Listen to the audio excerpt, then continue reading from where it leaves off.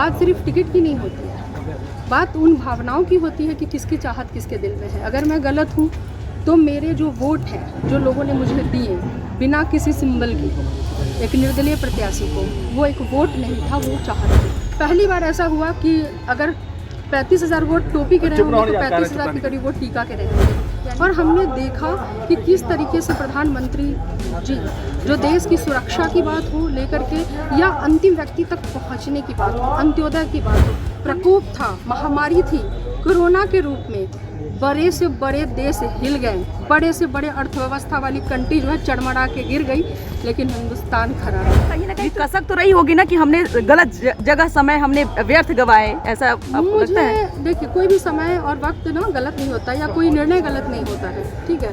हमें लगता है जिस वक्त जैसा जो होता है उस हिसाब से आप बढ़ते हो, वो हो सकता है उस वक्त के हिसाब से वो सही निर्णय हो और आपके हिसाब से ये सही निर्णय है। मैं पीछे मुड़ के नहीं देखती हूँ, मैं पलट के देख करके और दोषारोपण और उसमें मैं बिलीव नहीं करती हूँ। मैं प्रधानमंत्री जी की तरह, देश के प्रधानमंत्री मोदी जी की तरह, मेरा संकल्प सिर्फ इतना है कि मैं लोगों के लिए जिस तरह से उनकी योजनाएं अंतिम व्यक्ति तक पहुंचती, मैं एक जरिया हूं। मनोरमा ग्रुप, जो सोचता है वो करता है, आपके अपने सपनों का आशियाना। नमस्कार, आप न्यूज़ फाउंडेशन देख रहे हैं, मैं हूं आपके साथ वंदना। विपक्ष के नेता तेजस्वी यादव को एक बार फिर से बड़ा झटका लगा है। बता दें कि तेजस्वी यादव की शेरनी ऋतु जायसवाल अब बीजेपी का दामन थाम चुकी हैं। इसी क्रम में जैसे ही वो भाजपा प्रदेश कार्यालय पहुंची, जब उनसे मीडिया ने सीधा सवाल किया कि आखिर क्या कारण रहा कि आपका तेजस्वी से मोह भंग हो चुका, उन्होंने क्या को जवाब के तौर पर पहले दी हैं, उनकी पूरी बातों को सुनिए। लंबा संघर्ष आपका राजद में रहा है। हाँ, संघर्ष तो किया, बहुत कुछ सीखा भी है, बहुत कुछ समझा भी है। और बाद में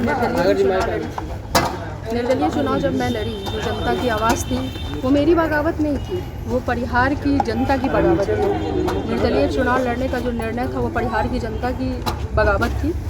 और अगर वो परिहार की जनता की बगावत ना होती तो लगभग 66,000 वोट वो निर्दलीय प्रत्याशी को, और पार्टी चली गई तीसरे नंबर पे। तो ये ख्याल तो रखना चाहिए था कि जनता किसे चाह रही है।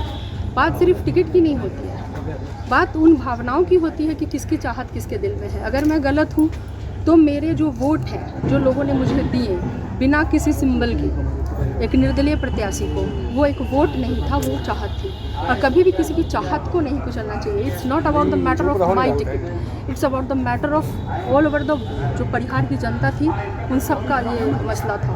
उन्हें ये लगता था कि जो सुख दुख में मेरे साथ रहा और एकदम से, तो ये एक अलग चीज़ है। रही बात भाजपा में ज्वाइन करने की, तो जब मैं निर्दलीय रही तो मैंने ये पाया कि लोगों ने, तब मैं सबको देख रही थी, यानी कि जो पक्ष वाले थे और जो विपक्ष वाले थे, क्योंकि मुझे जो वोट पड़े वो तकरीबन 35,000, अगर मैं ये कह सकती हूँ कि पहली बार ऐसा हुआ कि अगर 35,000 वोट टोपी के रहे होंगे तो 35,000 के करीब वोट टीका के रहे होंगे। यानी टोपी और टीका एक होकर के, यानी कि हिंदू मुस्लिम सारे धर्म समाज जाति पाति का सारा भेद मिट चुका था परिहार के चुनाव में, और वहाँ पे जनता एक होकर के उस चुनाव को लड़ रही थी।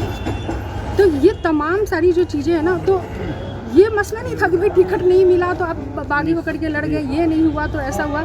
हर जगह मैं कहती हूँ कि जनता सर्वोपरि है। आप अगर बनते हो, सरकारें बनती हैं तो जनता की वजह से।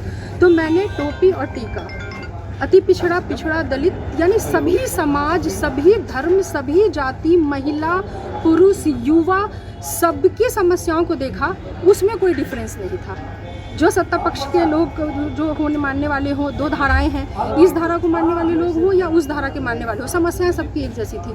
और हमने देखा कि किस तरीके से प्रधानमंत्री जी, जो देश की सुरक्षा की बात हो लेकर के या अंतिम व्यक्ति तक पहुंचने की बात हो, अंत्योदय की बात हो, हमने देखा कि वो एक व्यक्ति जो देश के प्रधानमंत्री के रूप में मौजूद हैं आज हिंदुस्तान में, एक पर एक समस्याएं पूरे विश्व में आई। जो वैश्विक प्रकोप था, महामारी थी, कोरोना के रूप में बड़े से बड़े देश हिल गए, बड़े से बड़े अर्थव्यवस्था वाली कंट्री जो है चड़मड़ा के गिर गई, लेकिन हिंदुस्तान खड़ा रहा। रितु इस चीज को नकार नहीं सकता। बोलोगे आप जब उसमें थे तो क्या आप नहीं दिखता था? हाँ, उसमें थे तो नहीं दिखता था, निर्दलीय आई तो ही दिखा। रितु जी एक सवाल है कि कहीं ना कहीं कसक तो रही होगी ना कि हमने गलत जगह समय हमने व्यर्थ गवाए, ऐसा आपको लगता है? देखिए, कोई भी समय और वक्त ना गलत नहीं होता या कोई निर्णय गलत नहीं होता है, ठीक है। हमें लगता है जिस वक्त जैसा जो होता है उस हिसाब से आप बढ़ते हो, वो हो सकता है उस वक्त के हिसाब से वो सही निर्णय हो और आपके हिसाब से ये सही निर्णय हो। तो कुछ ऐसा मैं पीछे मुड़ के नहीं देखती हूँ, मैं पलट के देख करके और दोषारोपण और उसमें मैं बिलीव नहीं करती हूँ। मैं प्रधानमंत्री जी की तरह, देश के प्रधानमंत्री मोदी जी की तरह मेरा संकल्प सिर्फ इतना है कि मैं लोगों के लिए जिस तरह से उनकी योजनाएं अंतिम व्यक्ति तक पहुँचती, मैं एक जरिया हूँ। रितु जी आपने कहा था कि मैं लालू जी की विचारधारा से प्रेरित हूँ और अब आज भाजपा में शामिल हो रही हैं। दोनों अलग अलग विचारधारा हैं, क्या कहेंगी?